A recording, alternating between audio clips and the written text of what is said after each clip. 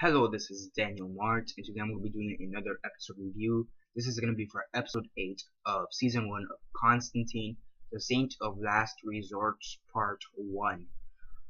So yeah, that's a wordy title. So yeah, the Saint of Last Resort, part 1, um, episode 8, season 1, Constantine. And yeah, I know that I haven't done the episode 7 review, which is, I don't even know what it's called, what is, which episode 7 is called, is The Blessed Are the Damned.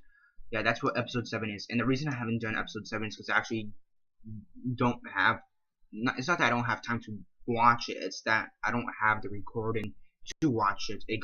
There's some problems with my recordings and my on demand or whatever it's called, so I really can't watch episode 7. So I've been debating as to whether or not continue forward and just review episode 8 and then review episode 7 when I can, and I finally decided that that's exactly what I'm gonna do. So I'm gonna do a review for episode 8 right now and episode 7 whenever I can. So yeah, I'm doing the same thing for Scorpion with same situation. I have to review episode 8 whenever I can for Scorpion. Z Nation, I need to review the season final when I can. That one's a bit more complicated. So yeah. Yeah, but let's get on to this review. Episode 8, season 1, Constantine, Constantine, Constantine, and the Saint of the Last Resorts, part 1. So yeah, 10-second spoiler warning as usual for those who have yet to actually watch the episode and haven't already. Stop the video, go check it out, and come back here and watch the rest of this review. 10-second spoiler warning as usual, starting now.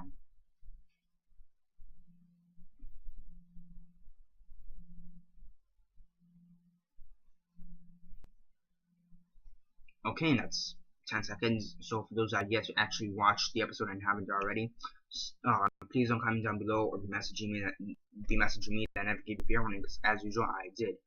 So yeah, as usual, quick synopsis, likes and dislikes, and then the rate. So basically, down in Mexico, or Mexico or New Mexico, one of those two places, you have, basically you have one of John Constantine's ex-girlfriends from the 80s. She messages him saying that there's a problem where she is, and basically there's this evil spirit that's kidnapping babies, newborn babies, and she's just kidnapping them and nobody knows what's going on, right? So he goes down to Mexico, New Mexico, or either Mexico or New Mexico, right? So he goes down there, and he figures out that the babies who are being kidnapped, they're being kidnapped by by a biblical angel or a biblical saint or biblical devil, basically. Yeah, basically she is this devil kidnapper spirit, whatever, is a sister of Eve, from Adam and Eve, a sister of Eve, and she's kidnapping them for whatever reason, right? Because she likes children, baby children. Also further in the story, you find out that the reason they're kidnapping the children is because the family, the actual family lineage that's being kidnapped, the actual family lineage has wronged the church, apparently, or something related to the church. They have wronged the church in some way, and now these spirits are getting payback. One thing that I want to point out, that the father, the father of the first baby that gets kidnapped, he is played by the same guy who portrayed Martinez in the Walking Dead. So it's the same guy. I forgot his name though, Jose Pablo or something like that. Jose Pablo Carreras. I'm pretty sure I'm wrong on that. But yes, the same guy who portrays Martinez in The Walking Dead is in this episode. So that's pretty cool. I want to say that's pretty cool. So yeah, I always like me a little bit Walking Dead. I don't care. So yeah. I mean, overall, oh yeah, and then, then Constantine, he finds where the babies are, but, after some trickery with this death angel or whatever, he finds the babies, and then at the end of the episode, he is shot, as a sacrifice. He's shot in the gut or the stomach as a sacrifice, as this weird, I don't know, devil, not devil, but like this weird, yeah, I guess devil-like creature comes and is about to attack him. So yeah, um, yeah, I probably butchered that synopsis because of the family lineage. You have to watch the episode in order to understand what I'm talking about, because I just have no way to actually explain this family lineage thing. But that's a basic idea of evil spirit kidnapping babies of a certain family that has wronged them before, and now Constantine has found them, and at the end of the episode he is shot. Why didn't I just say that to begin with? Whatever. So aside from the fact that there is a little bit of Walking Dead in the episode with Martinez being in the episot, which is always good. It is a pretty interesting episode, especially the way it ended, with him being shot, and also the subplot. There's also a subplot, and you have Zed. You have Zed. Sorry. Uh, you have Zed, and she's basically She's been tracked by this group of people. I don't know who they are. I think they said in the episode, but I just didn't catch it. I'm pretty sure that was the situation. They said their name, but I just didn't catch it. But Zed has been kidnapped by this group of people. She was tracked, and then she was kidnapped by this group of people, and now we don't know what happened to her. Yeah, it was a pretty crazy episode in my opinion. And yeah, this is actually the Christmas episode. And but sure as hell did not feel like Christmas. I guess the closest thing to Christmas was the fact that there were some biblical elements to it. So yeah, I mean, overall it was actually a pretty good episode.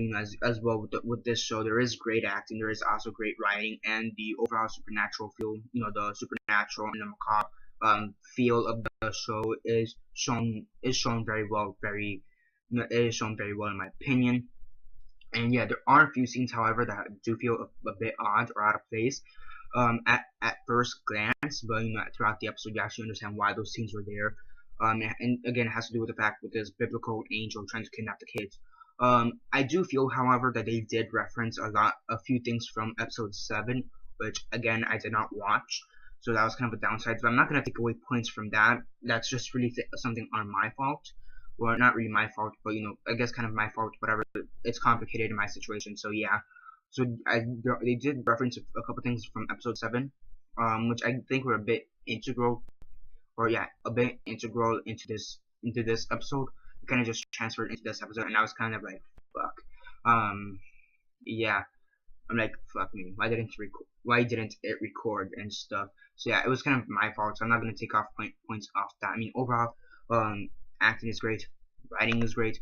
Overall, the special effects and supernatural aspect of the whole TV show episode is great as a whole.